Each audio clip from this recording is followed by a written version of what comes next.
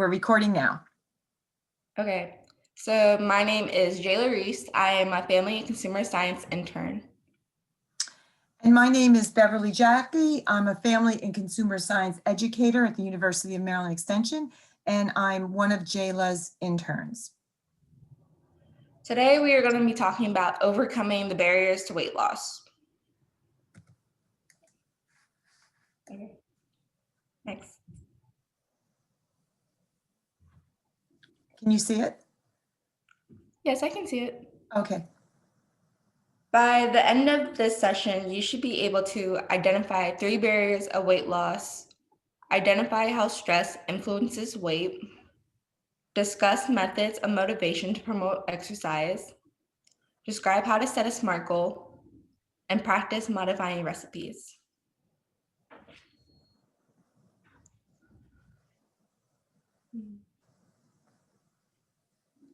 So the agenda, we're going to first start off by identifying the different barriers to weight loss, discuss the impact stress has on weight, overview of different weight loss tips, discuss how to set a SMART goal, and we're going to start modifying recipes towards the end.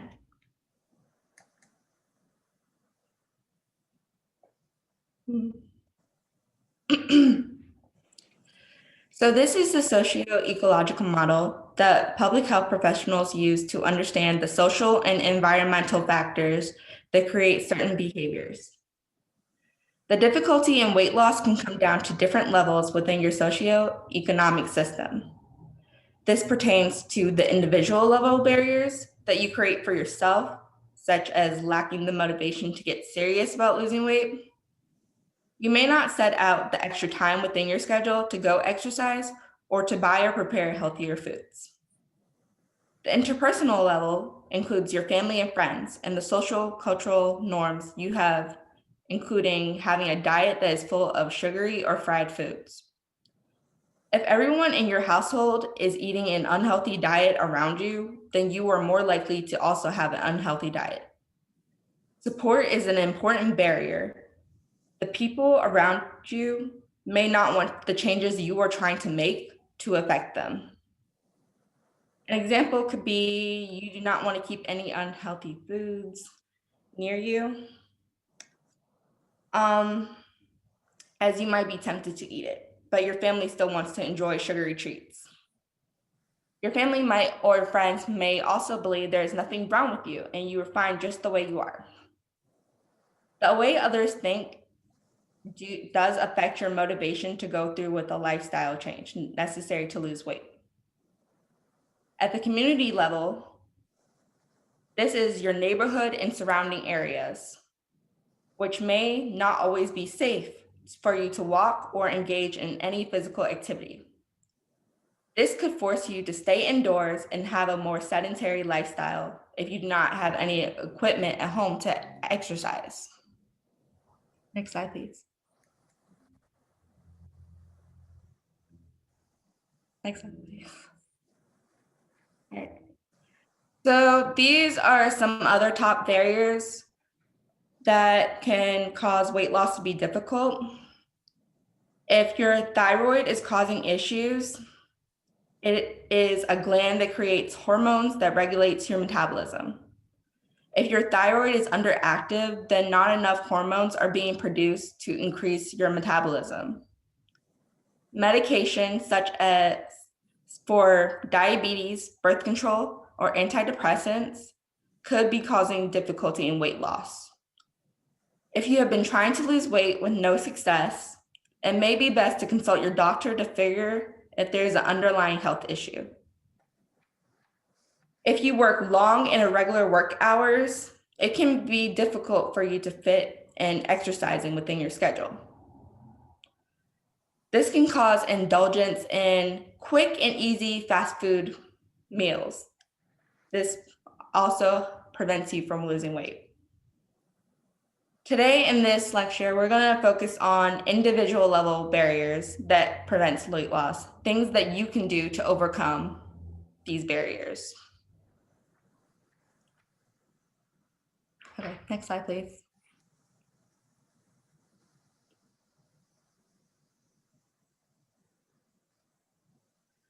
So the first barrier is stress.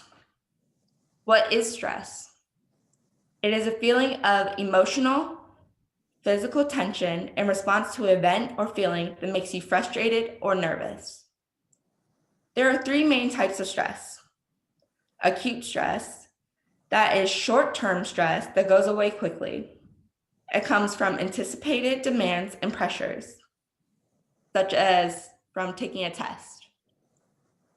Chronic stress is prolonged exposure to stressful situations, such as living in a dangerous environment. Eustress is a short-term beneficial stress that helps motivate you and improves your performance. Stress is not always a bad thing. It can be used to help make us more productive and motivated to do work. It can also help our bodies adjust to dangerous situations by increasing our levels of oxygen and energy we may need to escape a life threat. Next slide, please.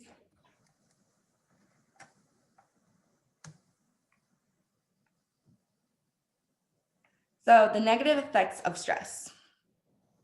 Over time, prolonged stress releases hormones that makes your brain alert, increases your pulse, and tenses your muscles that strains your body and can lead to high blood pressure, heart disease, diabetes, obesity, depression and anxiety, and cause menstrual issues. Rather than helping us push through a stressful situation, excessive stress can cause you to stay in constant fight or flight mode, making it harder to cope and make us feel constantly overwhelmed.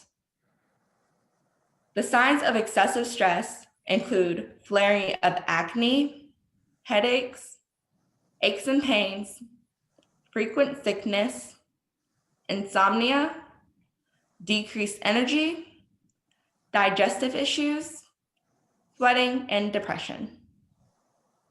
Next slide, please.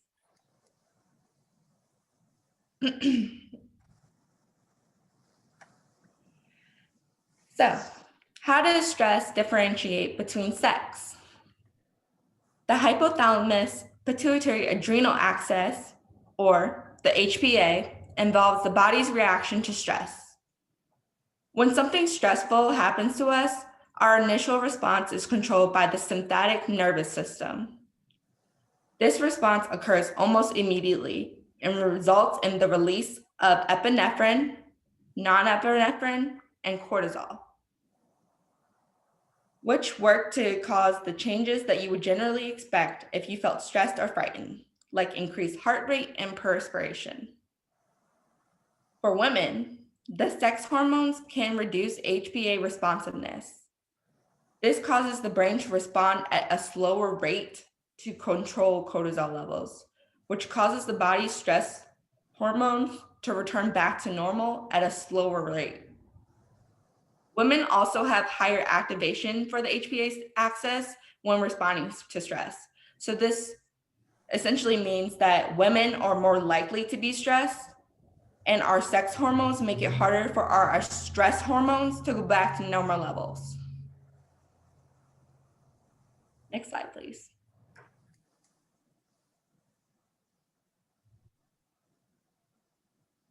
So what does cortisol do? As mentioned before, exposure to stressors result in the sympathetic nervous system to release adapting hormones, epinephrine, norepinephrine, and cortisol. But what do these hormones actually do? For norepinephrine and epinephrine, they increase your heart rate, your blood flow, and respiration. For cortisol, that is a steroid hormone made by the adrenal glands and is located above the kidneys. It is necessary for the fight or flight response and helps the body respond to danger and stress.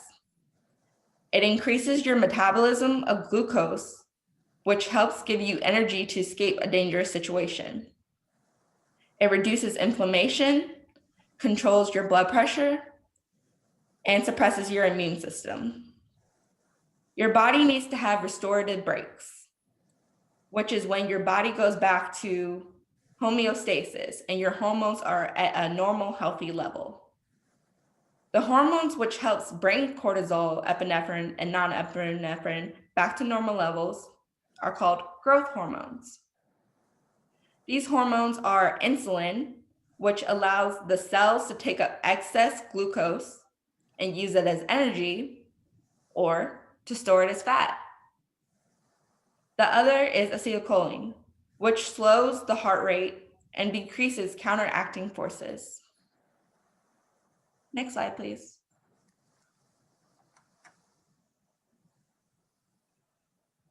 So the effects of cortisol stimulates glucose production, which then turns into fat, which is stored energy.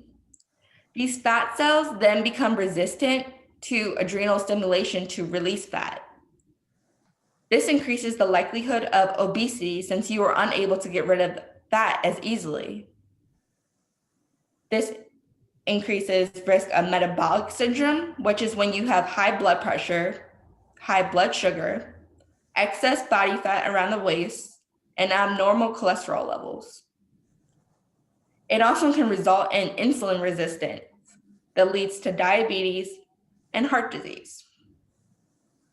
Lack of restorative breaks causes the body to have an overload, and the body adapts to the stressor by providing extra energy, causing our bodies to be in a constant stress mode. The continued overload will increase production of cortisol. Since excessive cortisol weakens your immune system, that can increase the likeliness of illness. It can also increase the likelihood of maternal infection, which can bring about preterm labor. Next slide, please.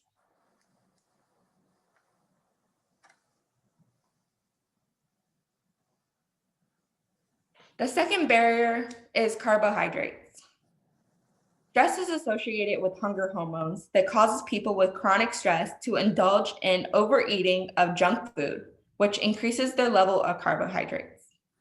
Carbohydrates are the sugars, starches, and fibers found within our food.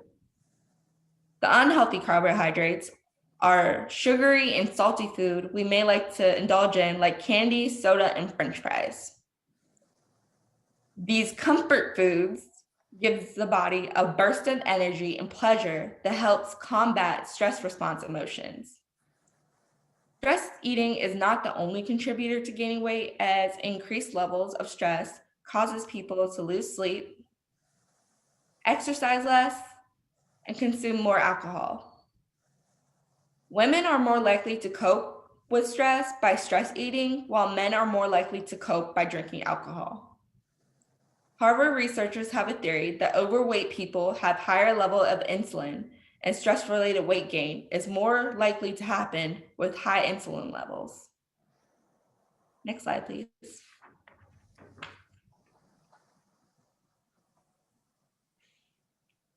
So what about caffeine? What foods and drinks do you think have caffeine in it?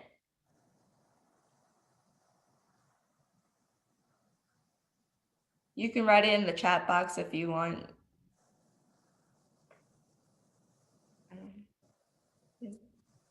Or you can unmute yourselves as well if you know how to do that, if you want to respond. Okay, soda. Soda, dark chocolate, Starbucks, yes. Coffee, chocolate cake, green, black tea.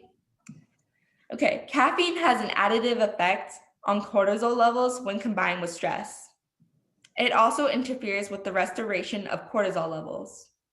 In a study conducted by the National Institute of Health, women were shown to have higher levels of cortisol when combined with stress and caffeine than men did, due to the different ways men and women respond to stress.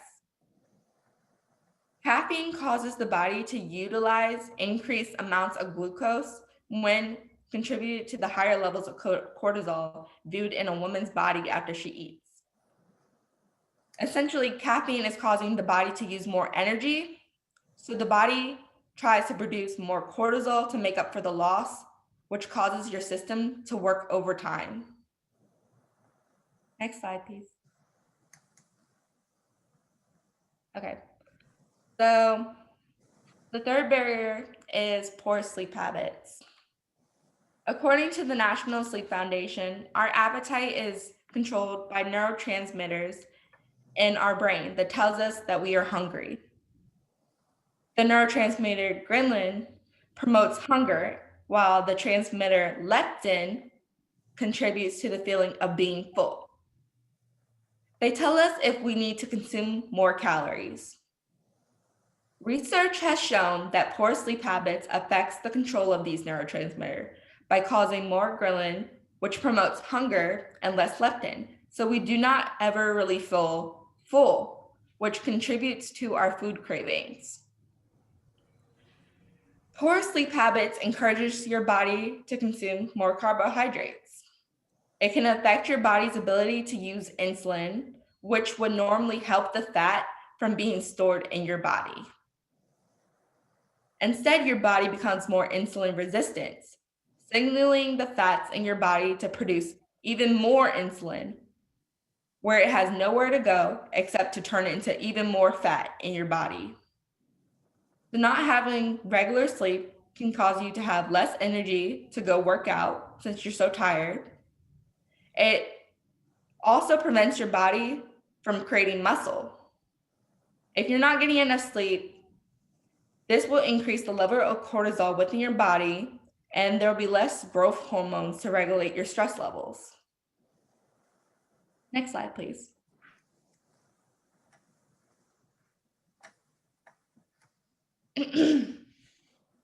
When trying to change your behavior, it is important to remember that the process is a circular motion. It is okay if you revert back on certain steps. Looking at the stages of the change model, there are 6 steps you should think about when changing your behavior. The first stage is pre-contemplation, when you are not even considering losing weight. You must first learn ways on how you will be able to change. The second stage is contemplation. This is where you start to see the benefits in changing your behavior and realize the negative impact not losing weight has on your overall health. But you have not yet put change into action. You are weighing the pros and cons at this stage. The third stage is determination, where you start to plan things out and things you can do to change your behavior. At this stage, you may realize that your behavior has too many consequences, and it is important to try different methods to handle it. You can list out different healthy foods you may want to buy throughout the week to avoid stress eating, anything unhealthy, and think about how you can incorporate exercise in your day. We will soon talk about the different methods you can try. The fourth stage is actually putting your plan into action. You are trying to make the healthy choices you need to do in order to lose weight. The last step is maintaining your healthy behavior for at least 6 months, which will ensure that you have created a lifestyle change. It is okay if you revert back into old patterns and become possibly too stressed out and begin stress eating again, or forgot to exercise for the week. Change is a process. Do not get frustrated or discouraged. Just do your best to get back onto track. Next slide, please.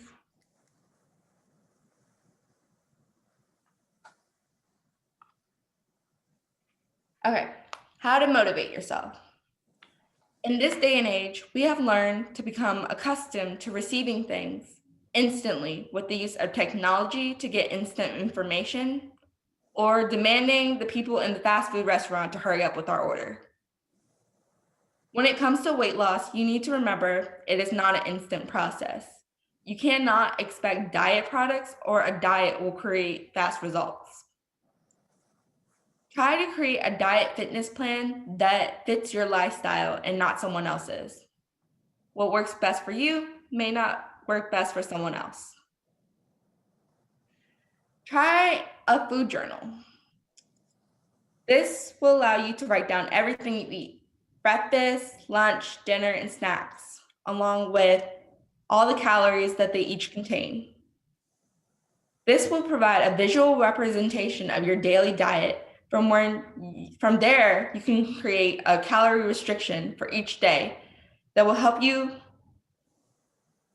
create a calorie restriction to lose weight, your set amount of weight for the rest of the week. It is important to celebrate your successes, as it will help keep you motivated throughout your weight loss journey. Make sure your reward system is not food-based and more of an activity you can do. Say you ate a salad for the whole week. I will say, I'm going to buy an outfit that I really wanted as my reward. Social support, as we have said before, is very important. So tell your family and friends about why it is so important for you to lose weight, so they can help encourage you throughout your journey and possibly join you to provide further encouragement. Next slide, please.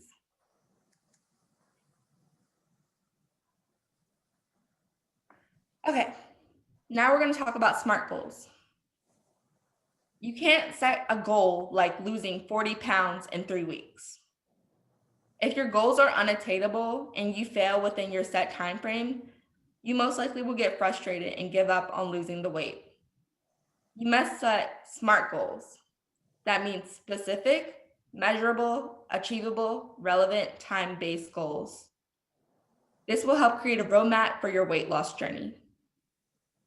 Do not focus on the overall amount of weight you want to lose. Start small with a close milestone. The first step is to make the goal be specific. Include numbers. Do not just say, I want to lose weight. It is too broad and will not help you create a plan. Next is measurable. This just refers to how do you plan to track your progress to attain your goal? Will you use body mass index or a Fitbit to track physical activity? Attainable refers to the steps you need to take in order to reach your goal. Look back at past behaviors if you have been unsuccessful in weight loss before. What went wrong? Your goal shouldn't be something you know you're not going to follow through on. Relevant refers to having the resources to attain this goal. This could be motivation from family or friends, equipment to do a fitness routine, or healthy food to prepare healthy meals. Time-based gives you a time limit on when you should have accomplished your goals or a milestone, so you can plan around it and set mini markers. Next slide, please.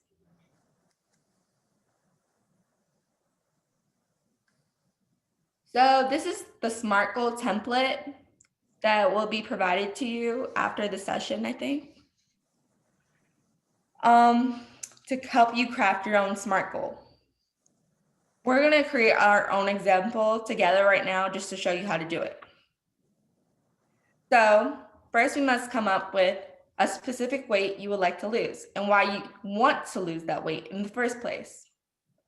For our example, we're going to say we want to lose 5 pounds, and we want to lose this weight because it will help us feel more confident to go on a hike with friends.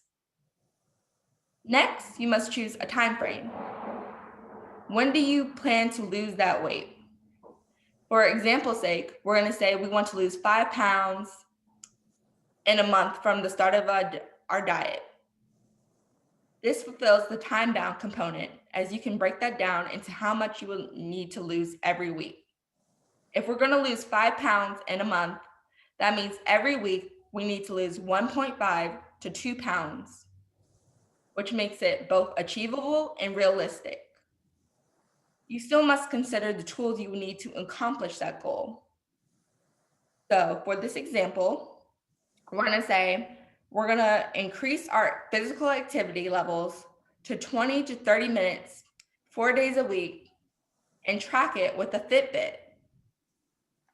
When you create your SMART goal, you must consider what are your current habits that you're trying to improve on. So you may want to stop eating late at night eating fast food every day, or drinking soda. So our finished SMART goal, for example, will look like, you can click. It would say, I will lose 5 pounds by the end of the month of December by increasing my physical activity by walking 20 to 30 minutes at least 4 days each week. I will track my progress by using my Fitbit tracker and track my dashboard once a week. Increasing my activity level may help me to lose weight. It will also help me move more comfortably when I go hiking with my friends. Next slide, please.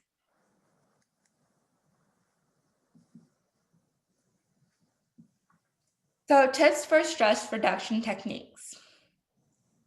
Moderate to high intensity exercises does increase your cortisol level to keep your body moving. But if there's a continued routine, the long-term effects will reduce cortisol levels. We must remember that cortisol itself is not necessarily bad, it's just a hormone, but too much for an extended amount of time is damaging to our health. Try relaxing music. That can help change your mood and reduce your stress and anxiety. A study by the National Institute of Health has shown that listening to music prior to a stressful event has improved the recovery time of getting your body's stress hormones under control. Tai Chi is a traditional form of exercise that involves flowing movements with breathing techniques, changing mental focus, and improving coordination. Tai Chi has been proven to decrease anxiety, blood pressure, improve sleep habits, and reduce risk of immune diseases. It may also be good to try positive affirmations where you can write down some goals or what would help you feel happy, such as, I can accomplish anything I set my mind to, or I know and I accept who I am. You can encourage yourself with this method of relaxation. Say what you wrote down to yourself out loud, and it can help improve your confidence. Meditation can allow for you to be mindful on the food choices you make and allow for reduced stress. Next slide, please. All right, so this video is a yoga pose called Child's Pose. It is good for your lymphatic and nervous system. It can also help calm your mind and relieve stress, as the forward fold of the body allows for regulated breaths and to release the tension in your body. Child's Pose also helps with improving your sleep habits, as it gets you into a relaxed state of mind. It can also give you energy to start your day. Okay, you can start the video. Okay. Give me a moment here. Let me pull it back up. Okay.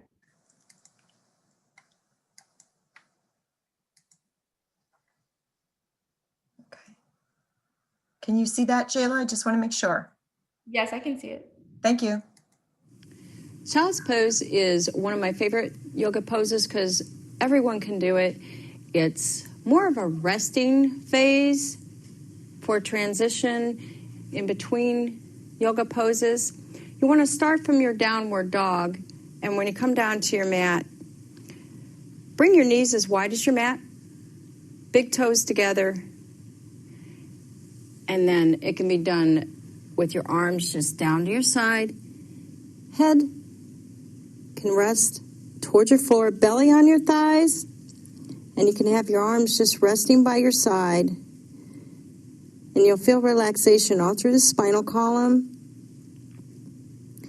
We can also do it and involve a stretch in the upper back and the shoulders. Again, hands in line with the shoulders, and just rest our head onto the mat. Think of pressing your hips back towards your heels. You might not have that active range of motion starting off this pose, but eventually you will. Leave your belly just resting on your thighs. Knees out towards the mat. keep breathing. This is an excellent stretch for relaxation, meditation. Hold the pose for about 10 to 20 seconds. Think of softening your neck. And if you can't take your head all the way down towards the mat, then you can be up here. Also, you can start here and release. Again, beginners may not want to go down quite as far. And if you can't quite get your hips towards your heels, don't worry about it. Work within your active range of motion, and child's pose will become, or commonly known as shell pose, will become one of your favorite.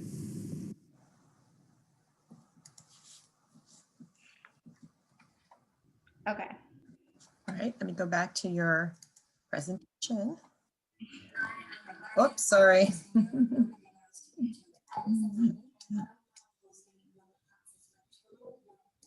Sorry about that. Okay, here we go.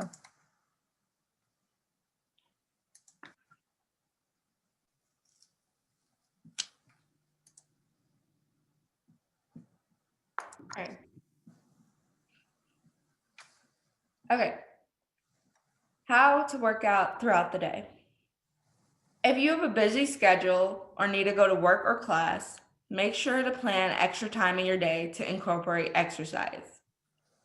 You can take the stairs rather than the elevator, or walk 15 minutes during your lunch break. If this is still not possible because your workload prevents you from taking a break, try to wake up early to work out before you go to work. Exercise helps you to be able to focus better and be more productive, which can allow you to finish your work faster and possibly leave work earlier. It is important you avoid sitting too long at your desk, as a sedentary lifestyle increases risk for chronic diseases. Try to park far away from your office building so you have a longer distance to walk. Stretch at your desk. This will help give you a boost of energy and help make you more focused. Some example stretches include the seated twist, head rolls, and leg hugs. Okay, next slide.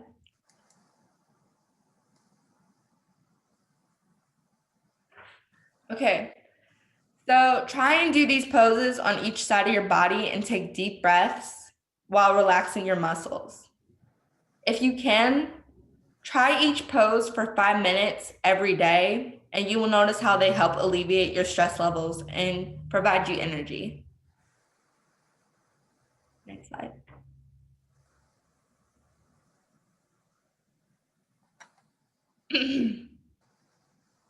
All right. A good night's sleep promotes brain activity and helps prepare you for the day by alleviating stressors. It is important for you to try and create a relaxing before bed routine, such as taking a warm bath, reading, and doing some meditation to help relax your mind.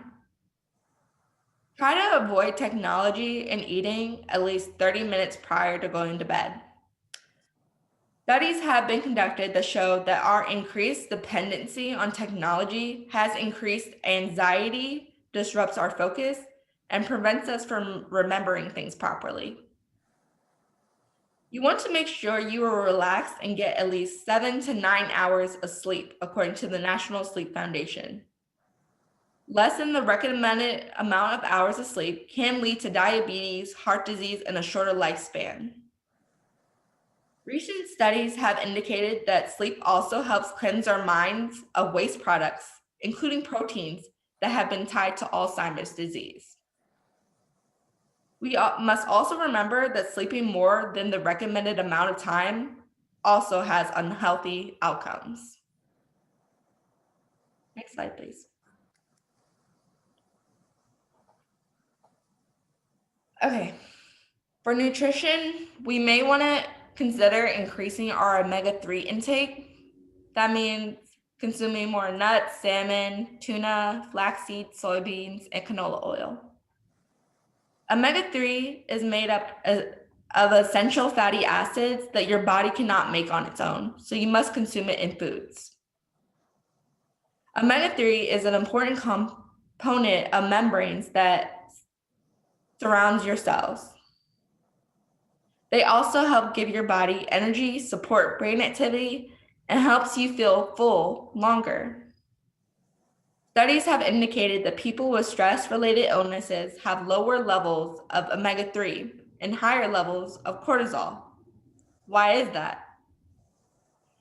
Stress caused by life events such as sleep deprivation, divorce, or loss of a job increases oxidative stress. Oxidative stress is the imbalance of antioxidants in your body. Increased oxidative stress causes the omega-3 to be pushed into the bloodstream to give the body more energy in its flight or fight response. The overuse and depletion of omega-3 within our body causes the creation of more stress hormones in order to compensate. Next slide, please.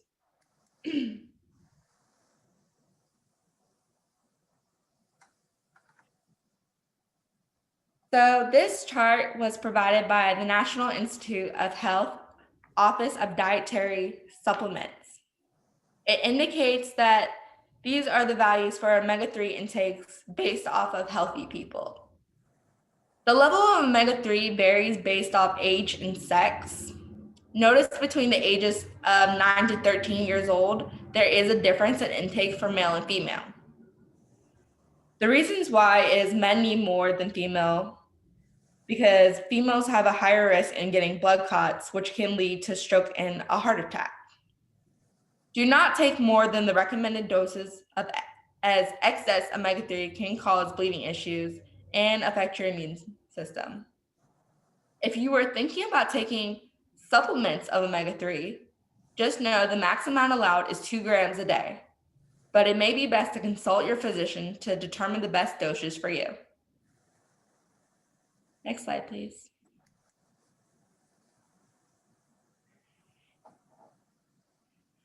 Okay, since Thanksgiving will be next week, I thought it would be helpful to use Thanksgiving recipes to modify using the handout you may have received prior to this meeting. This is a recipe for a sweet potato casserole with 16 servings. How would you modify this recipe to make it healthier? You can unmute yourself or write it in the chat if you have any ideas what can make this healthier.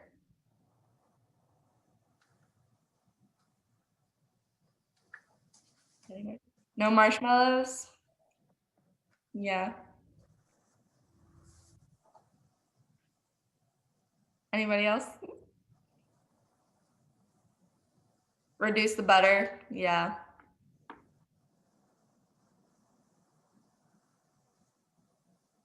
Decrease sugar. Okay, so these are all good ideas. Next slide, please.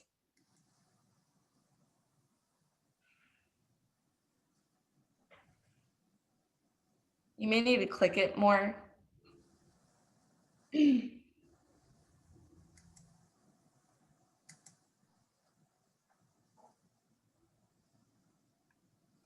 So, as some of you have said it, in this recipe, we did just reduce the levels of the ingredients by half. So there's less sugar, less butter, less pecans, and only 1 cup of marshmallows. If you want any other ideas, we can just get rid of the marshmallows altogether and just keep the nuts or add seeds or dried fruit or maybe a crumb topping to make it more healthy. Next one.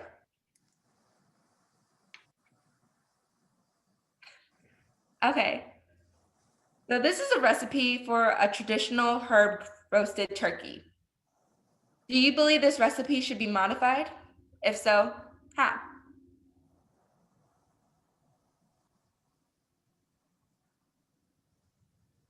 No.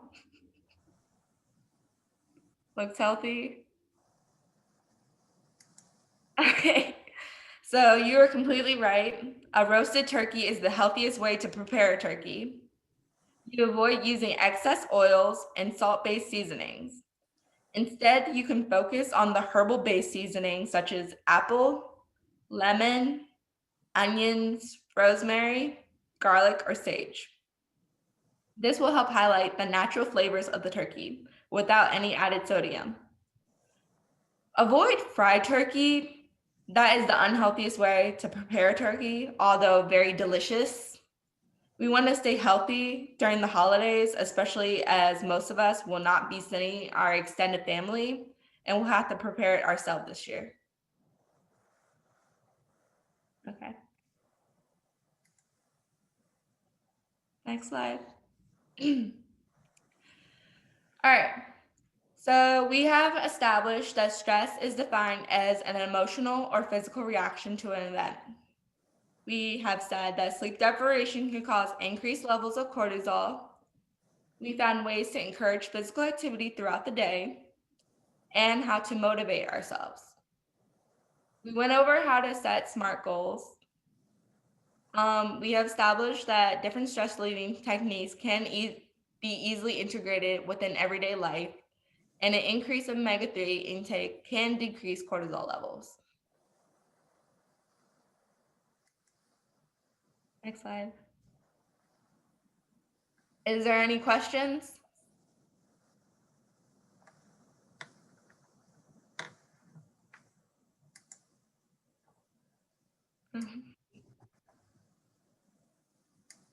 Nobody?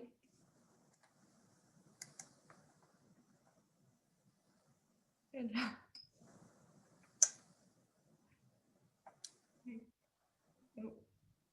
Okay.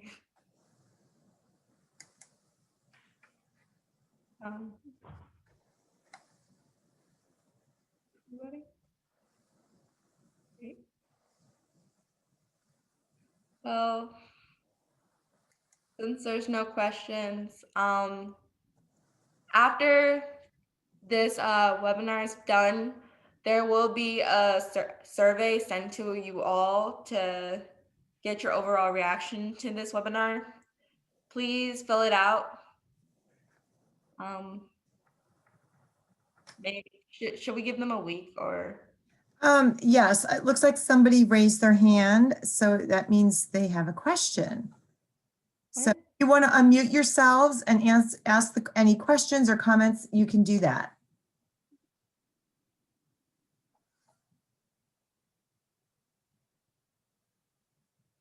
And if you're thinking of anything while we're waiting, just to let everyone know that at the end of this session, which I just want to thank Jae'La for doing such a fantastic job today, I will be sending out an email based on the emails that you used to register for this program, 2 handouts that she referenced, the Smart Choices goal sheet and the menu modification. And we'll also be I'll also be sending you a link to a Qualtrics survey to get your feedback on today's presentation. So if anyone has any comments or they want to share any tips maybe they have that have been useful or helpful to help manage their weight or get past some of these weight barriers, feel free to either write it in the chat or just unmute and just share it with us verbally. And I'm just scrolling through the rest of the slides to show you the references that Jae'La has used. And then also, just to wrap up, too, the University of Maryland is a federally funded public university. So our programs and activities are available to everyone, regardless of race, color, sex, gender, identity, or expression, sexual orientation, marital status, age, national origin, political affiliation, physical or mental disability, religion, protected veteran status, genetic information, personal appearance, or any other legally protected class. So let's see.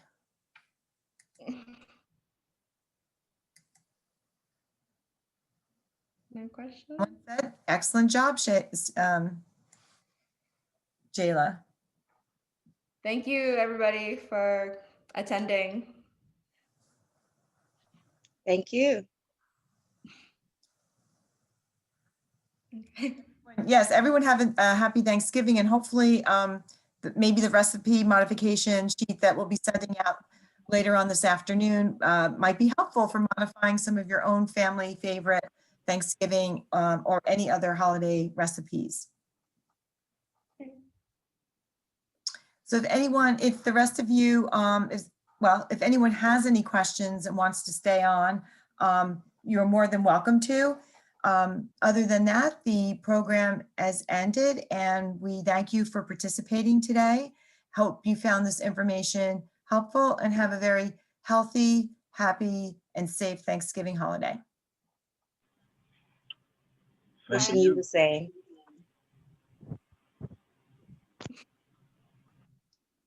Okay.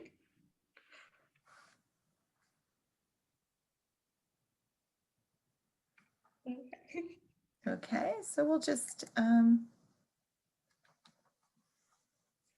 Okay. yeah, we'll just hang on. We'll just hang on because we have a few more minutes in case anyone has any questions. Otherwise, people will probably be just leaving the program, Jae'La. Okay. I'm just gonna get some water.